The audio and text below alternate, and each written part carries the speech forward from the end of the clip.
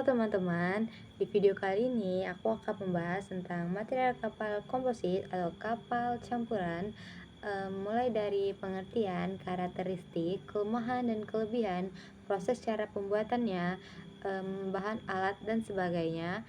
Dan tonton ya video ini karena video ini tuh sangat penting untuk kalian apalagi jurusan teknik perkapalan. Sebelum itu, perkenalkan, aku Nia Ramadhani dari D3 Teknik Perkapalan Politeknik Negeri Bengkalis dengan NIM 1103240025 dengan matkul Kapal Non-Baja 1 dengan guru pembimbing Bu Nur Audina. Jadi, di video ini aku akan menjelaskan tentang penjelasan pengertiannya terlebih dahulu ya, yaitu kapal campuran atau yang lebih sering disebut dengan kapal komposit adalah kapal yang dibangun lebih dari satu jenis material atau kombinasi dua atau lebih dari material yang berbeda. Contohnya, bagian lambung kapal itu terbuat dari baja, sedangkan bagian atasnya itu terbuat dari aluminium. Atau pada kapal tertentu menggunakan material fiberglass atau juga bisa juga dengan komposit sebagai penguat strukturnya. Penggunaan material yang lebih ini bukan tanpa alasan, melainkan agar kapal tuh tetap kuat, terus mengurangi berat kapal, meningkatkan stabilitas, serta efisiensi opsional. Dari karakteristiknya, kapal campuran atau kapal komposit itu memiliki ciri utamanya. Yang pertama, setiap bagian kapal memiliki material yang berbeda sesuai fungsinya. Bagian yang membutuhkan kekuatan tinggi seperti lambung biasanya memakai baja, sedangkan bagian atasnya itu ringan biasa menggunakan material aluminium atau komposit. Yang kedua, berat kapal relatif ringan dibanding dengan kapal baja penuh, terutama di bagian atasnya. Terus yang ketiga, kapal jenis ini memerlukan desain dan perhitungan struktur yang lebih detail, khususnya pada sambungan antar material, karena setiap sifat material itu berbeda-beda. Dan yang terakhir, teknik penyambungannya. Teknik penyambungan antar material itu juga khusus ya teman-teman, tidak bisa disamakan dengan kapal satu material saja. Sekarang kita masuk ke kelebihan kapal komposit atau kapal campuran ini ya. Kelebihan utama kapal komposit ini yaitu berat kapalnya itu lebih ringan. Dengan berat yang lebih ringan, kapal bisa melaju lebih cepat dan konsumsi bahan bakarnya itu juga jauh lebih hemat. Selain itu, kapal campuran juga memiliki stabilitas yang sangat baik. Karena bangunan atas yang ringan, membuat titik berat kapal itu menjauh lebih rendah. Dari segi perawatan, material komposit dan aluminium lebih tahan terhadap korosi air laut, sehingga biaya perawatan jangka panjang itu bisa ditekan. Kelebihan lainnya itu adalah fleksibel design. Material komposit lebih mudah dibentuk, sehingga desain kapal bisa dibuat lebih modern dan efisien. Namun, di balik kelebihannya ada kelemahan kapal campuran. Salah satunya adalah masalah sambungan antar material. Perbedaan sifat muai panas itu bisa menimbulkan tegangan dan retakan jika tidak dirancang dengan baik ya. Selain itu, ada risiko korosi galvanik, terutama pada kombinasi baja dan aluminium jika tidak diberi isolasi yang tepat. Nah, dari segi biaya, kapal komposit ini relatif lebih mahal, serta membutuhkan tenaga khusus dan keahlian khusus juga ya. Perbaikan kapal campuran juga lebih sulit karena tidak semua galangan itu memiliki fasilitas dan juga tenaga kerja yang memadai. Baik, di sini sudah saya jelaskan tentang karakteristik, terus kelebihan, kelemahan, dan saya akan memutarkan video tentang proses pembuatan kapal komposit ya. Welcome back to Innovation Now TV. In this video, we are presenting the Sportsman Boats Company. Take a tour of boat manufacturing and discover how boats are made. Please stay tuned.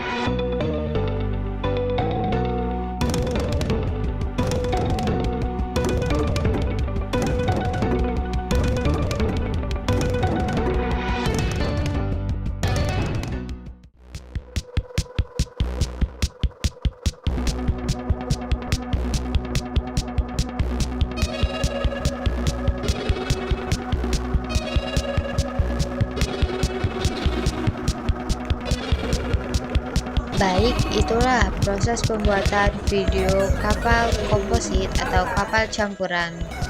Ini aku akan membahas tentang bahan dan alat yang digunakan pada pembuatan kapal komposit beserta cara reparasi jika kapal itu tidak terjadi kerusakan. Yang pertama yaitu adalah serat penguat yang berfungsi sebagai penumpang utama pada kapal. Serat yang paling sering digunakan adalah serat fiberglass atau serat kaca dikarenakan kuat, mudah didapat, dan harga relatif terjangkau. Selain itu, pada kapal tertentu juga digunakan carbon fiber yang lebih ringan dan juga kuat, tetapi biayanya lebih mahal.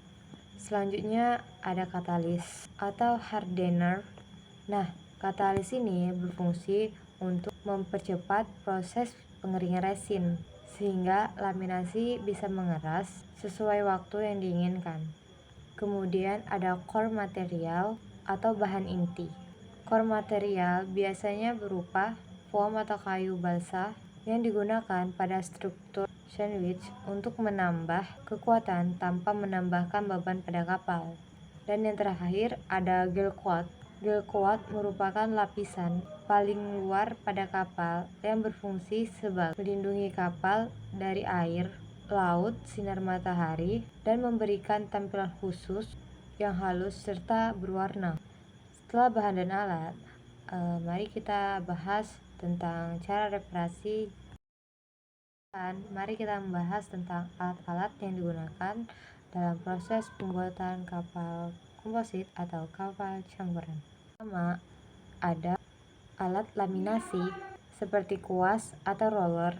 Kuas digunakan untuk mengoleskan resin, sedangkan roller itu berfungsi untuk meratakan resin dan juga mengeluarkan gelembung udara agar laminasi sempurna.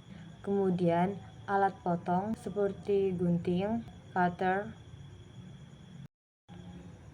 dan gelas ukur. Fungsinya untuk memastikan perbandingan resin dan katalis dengan tepat. Karena kesalahan takaran itu bisa mempengaruhi kekuatan struktur pada kapal. Selain itu, ada keselamatan kerja seperti sarung tangan, masker, dan kaca pelindung. Kacamata maksudnya ya. Alat ini digunakan untuk melindungi pekerja dari uap, resin, dan juga serat kaca. Terakhir ada finishing seperti amplas atau mesin poles yang digunakan untuk menghaluskan dan memperindah permukaan kapal.